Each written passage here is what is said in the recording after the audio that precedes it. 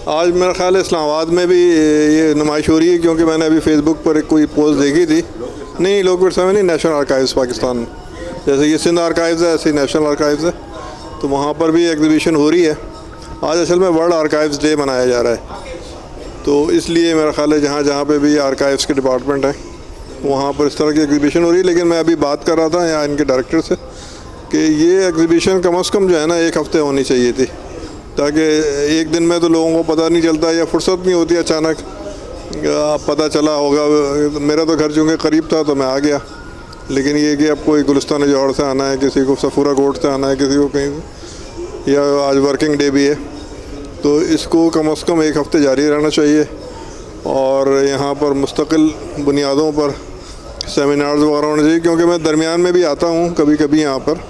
तो मैं ये देखता हूँ कि यहाँ पे सन्नाटा छाया हुआ होता है और कोई आता जाता नहीं है। तो इतना अच्छा आर्काइव है ये पाकिस्तान का, सिंध का, और लोगों के कलेक्शंस हैं यहाँ पे, बड़े बड़े लोगों के, असामुद्दीन राजदी के, शरीफुल मुजाहिद के,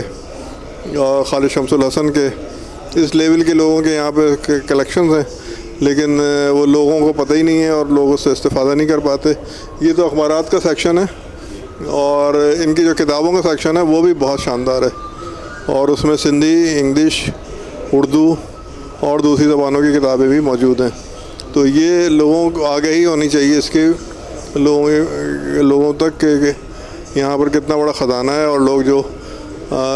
रिसर्च करना चाहते हैं, संजीदा रिसर्च करते हैं, तो वो उनको मदद मिल सकती है। यहाँ से क्या क्या मदद मिल सकती है इस सिलसिले में रहनुमाई होनी चाहिए। इनको कैटलॉग छापना चाहिए, इनको अपनी एक तारुफ़ी यानी बुक छापनी चाहिए ताकि लोगों को पता चल सके। जी, आम आदमी इस्तेफ़ादा कर सकता है उससे, और यहाँ पर लेकिन बस वही है कि जैसे सरकारी दफातर में होता है कि आप आएंगे तो थोड़ी सी आपको दुश्वारी होगी, कभी कोई बंदा नहीं आया होगा, कभी कोई छुट्टी पर होगा, कभी कोई वक्त नहीं होगा, कभी वो सुबह जल्दी नहीं आया हुआ होगा, इस तरह की प्रॉब्लम्स तो आती हैं इन इदारों में। अच्छा, दूसरी बात ये है कि मेरे हिसाब से इस इदारे का जो ये लोकेशन है ये बहुत गलत है। वो ये कि समंदर के बिल्कुल किनारे, और समंदर की जो हवा है आपको पता है वो ऐसी चीज़ों के लिए जो हमारा जिस तरह के ये पुराने अखबारात हैं, पुराने रिसाले हैं, इनके लिए बड़े यानी नुकसानदेह साबित हो सकते हैं। तो ये पता नहीं किसने आइडिया दिया था कि समंदर के किनारे आर्काइव्स को बनाया जाए, दुनिया में कहीं नहीं होता ये पहले भी मेरी बात हुई थी एक दफ़ा, जब मैं 10-12 साल पहले पहली बार आया था यहाँ पे, कि ये आपको किसने मशवरा दिया था कि कहना हमें तो हुकूमत ने ये प्लॉट दिया, हमने बना ली बिल्डिंग। मैंने कहा हुकूमत को भी वही तो कह रहा हूँ कि वो क्यों दिया यहाँ पे प्लॉट, यही प्लॉट गुलशन इकबाल में हो सकता था, कराची यूनिवर्सिटी के अंदर हो सकता था, कहीं भी हो सकता था, नेशनल म्यूज़ियम में हो सकता था। समंदर के किनारे जो है ना ये चीज़ें जो हैं ये होना जो है ज़रा सा अल्लाह ना करे कभी खुदा ना खासा कोई जैसे सुनामी वगैरह है या कोई तूफ़ान आए, तो ये तो पहला यानी आप देखें ना समंदर के बाद पहली बिल्डिंग यही है। नहीं, ये जो देखिए ना ये हमारा जहांगीर कोठारी ब्रिज जो है आप जाके देखिए 1920 में का वहाँ पे पत्थर लगा हुआ है कि इसका संग बुनियाद 1920 में रखा गया था, तो 100 साल से ज़्यादा हो गए, 103 साल हो गए उसको। तो उस ज़माने में ज़ाहिर ये यहाँ से समंदर तक जाने के लिए एक ये रास्ता तामीर किया गया था कि लोग पैदल जो जाएं तो वो उनके पाँव रेत में ना धंसे, बल्कि ऊपर एक उन्होंने प्लेटफॉर्म से बना दिया था। मुख्तलिफ स्टेप बाय स्टेप था वो,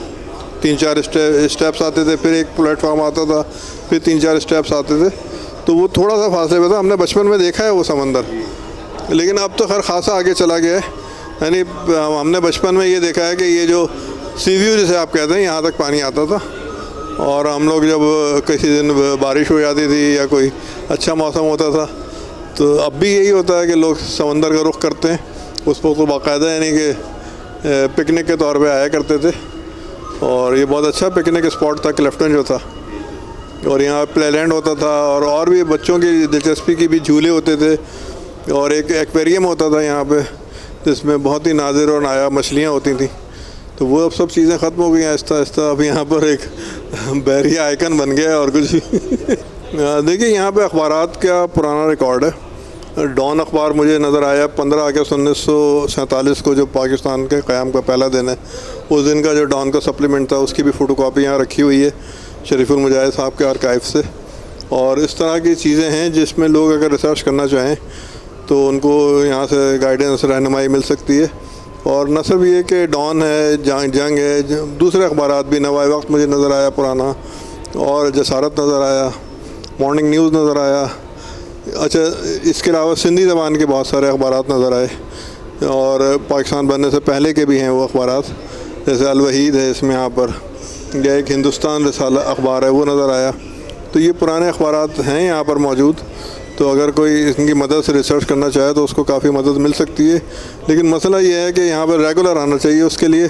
एक दिन में आने से तो समझ में ही नहीं आएगा कि क्या क्या है यहाँ पे। तो अगर कम से कम 10-15 दिन रेगुलर कोई आएगा तो वो फिर समझ पाएगा कि यहाँ पर क्या क्या चीज़ें मौजूद हैं।